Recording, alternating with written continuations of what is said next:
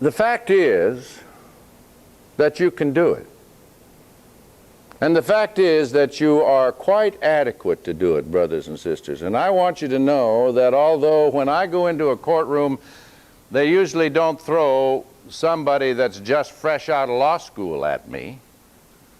They usually, corporate America reaches down into its vast resource of stable of bought lawyers. Those guys that sit there in their nice pinstripe suits and their clean countenance and their styled hair and those little doodads that they flip along on their shoes, when they walk, and they have that kind of holier than thou look on their face and the Jesus look in their eyes, and you look to see if they really aren't walking in sandals. They send those kind in against me. They call litigators. Litigators. Not lawyers, not advocates, but litigators. But they aren't the ones that I'm afraid of. You have to know something. There aren't any of those lawyers that I'm afraid of, those litigators. But the people who put the fear in me. If corporate America was only smart, they'd send in one of you against me. One of you young women. One of you young men. One of you people who are afraid, who hasn't become so slick and so beautiful in what you've done, that hasn't lost your personhood. Just give me little woman who stands there in the courtroom afraid, that can't think of the next question to ask, that can't make the objections correctly, that stammers and is frightened, but who cares about her client. There is the true opponent.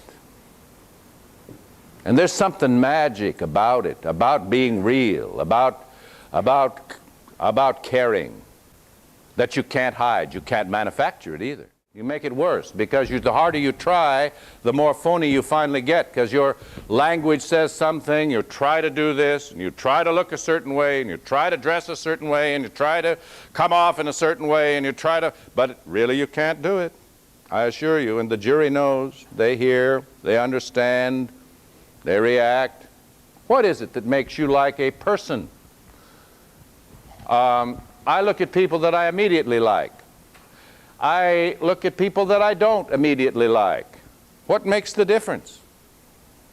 I choose people for friends, and others I don't. Why is it? There is some that doesn't have anything to do with anything that these people say particularly. It's just you relate to them better, and it's not voodoo. It could all be analyzed very carefully. It could all be found out in the chemicals in the brain. It's all there. It's all real. But you don't listen to it. I'll tell you what I do in the courtroom. I haven't time to listen to everything that goes on in the courtroom.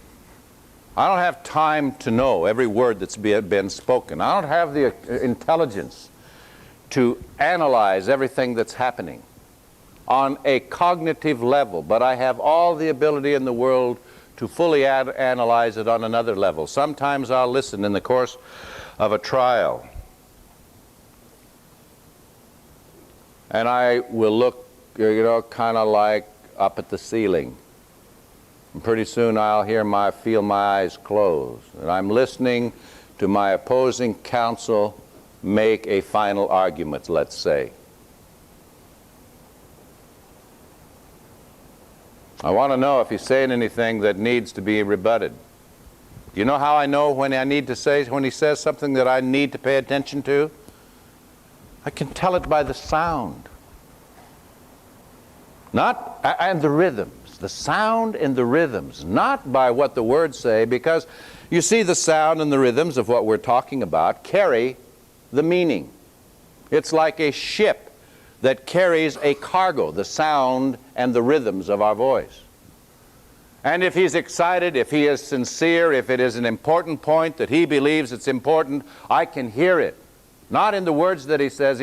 He might not even choose the correct words to say it. He might not choose words that are effective to say it. But his voice will carry it, or her voice.